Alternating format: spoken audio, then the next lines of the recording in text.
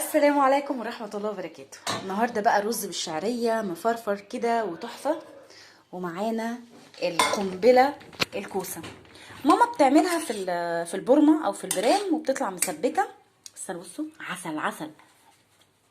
بصي بقى الرز بقى، انا طبعا بصوا شايفين، استنوا بس اوريكم بس منظري. بصوا مفرفر ازاي، بس هو عايز نغرف واوريكم احلى. هنا بقى غرفنا، بصوا العسل والجمال. مش عايزه اقول لكم والله العظيم الرز بالشعريه مع الكوسه بصوا تحفه تحفه تحفه. هدخلهم بس الميكرويف يسخنوا. سخنا الطبق الاولاني في الميكرويف وهنسخن الطبق التاني. بصوا يا جماعه، اهم حاجه بجد فعلا ان الاكل مش حاطاله سمنه خالص. انتوا عارفين انا بعمل السمنه في البيت، بس مش حاطاله سمنه، عاملاه بالزيت، فده الاكل الصحي وما يتسبكش قوي. ما تنسوش لايك